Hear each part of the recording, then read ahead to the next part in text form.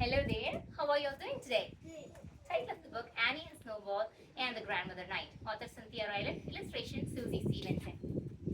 Someone special. Annie loved her family. She loved her aunts and uncles and cousins, especially Henry.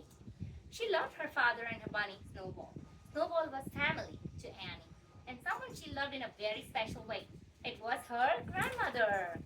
One night every month, Annie stayed at her grandmother's house, and a grandmother night was tonight. Annie wanted to pack all her stuffed animals, but Annie's dad said that she should just take two. Oh dear, who to take? Annie chose two little mice.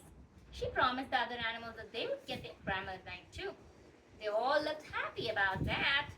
Annie said to Snowball, I'm glad you aren't stuffed. You always get to go. Grandmother.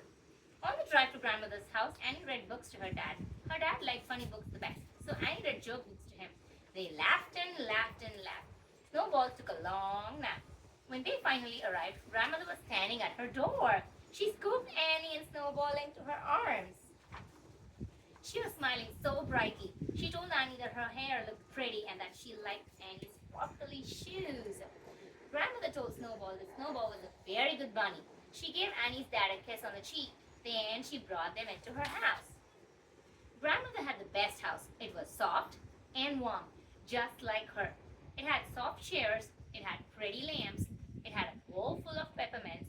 It even had a budgie. The budgie's name was Marty. Annie loved Marty. She said hello to him and gave him a bit of Snowball's apple. Marty bounced and chirped. Like grandmother, he loved company. Everyone felt so happy. Just girls. Annie's dad had a cup of tea. And then he said goodbye. You girls have fun, he said as he left. We will, said Annie and grandmother. Then they went right on to the kitchen. Baking cookies was always at the top of their list. While the cookies baked, they played a game of tic-tac-toe. Annie called it tic-tac cookie dough. Later, they ate cookies and watched their favorite movie. It was about three lost pets who find their way home. If Snowball ever got lost, said Annie, Mudge would find her. Mudge was Cousin Henry's big dog that Annie loved. After the movie, Annie and grandmother said goodnight to Marty. Grandmother put a nice cover over his cage. Marty liked to sleep in the dark. Sweet dreams, Marty, said Annie. It was time for bed. Time to go. Annie and grandmother always did three things before bed.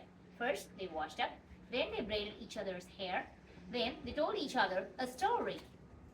It was always a story from their lives. Tonight, Annie told grandmother the story of visiting the zoo with Cousin Henry's family. It's like they saw all the animals. You see the pictures?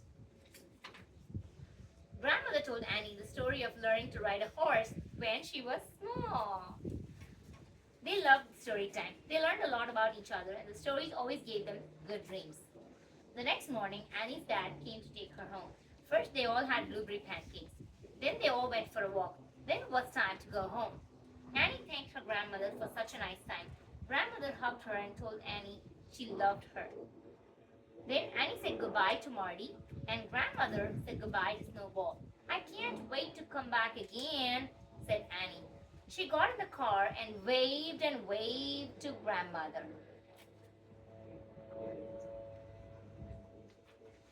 How was your night? Asked Annie's dad. Annie smiled. Just perfect, she said. The end. Hope you enjoyed the story. See you in another book. Bye-bye.